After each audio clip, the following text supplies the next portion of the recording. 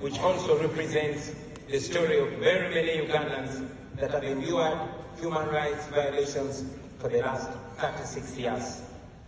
I never intended to get into politics, and neither did I pay much attention to the political space until my personal consciousness was awakened rudely by my personal humiliation at the hands of a security operative. I'm a musician, and in 2005, I was the hottest artist in town, singing about parties and girls and money. And so, like any other 23-year-old who is successful, I went out and bought a big fancy car, a Cadillac Escalade with spinning wheels and a personalized number plate, Ghetto. One day, I was at a nightclub in Kampala when a security operative pulled me out of my brand new car, slapped me in the face, and put a gun on my head. And he asked me, "Yo, why are you showing off? Don't you know that this country has owners?" I drove away humiliated, and this horrible feeling was all over me, a feeling of you deserved it. Because he was right.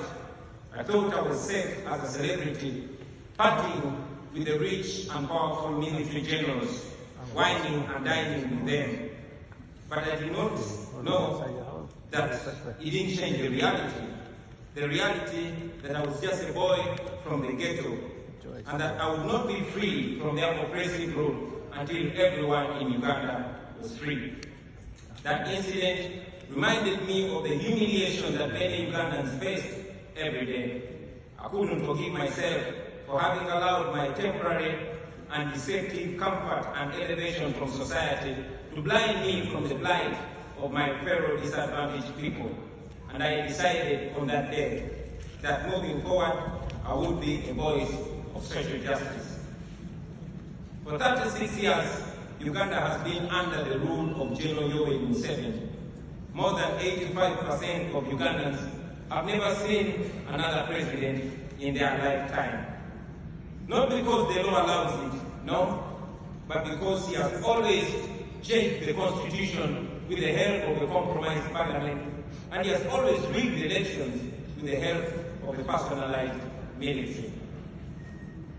But regardless of all this, the Western world continued to tolerate and enable General Museveni because he is considered a useful dictator, good for regional security and national stability, even if he bends a few rules. But that's not true. General Museveni rules Uganda with an iron hand. He deploys the military against the citizens and students. Those who oppose him are either put in prison, tortured, or killed. His administration ranks one of the most corrupt in the world.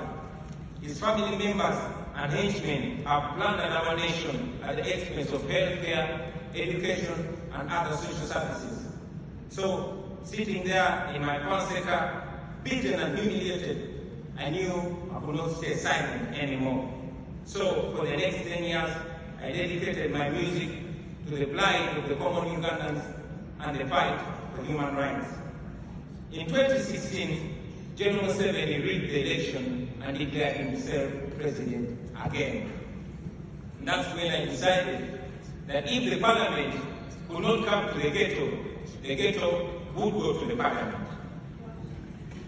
In 2017, I decided to run for a parliamentary seat. Our constituency campaign turned into a national campaign, and we won the seat with 80%. Then we started the People Power movement to awaken a generation of young Ugandans, talking to them about democracy and explaining to them why they must get involved.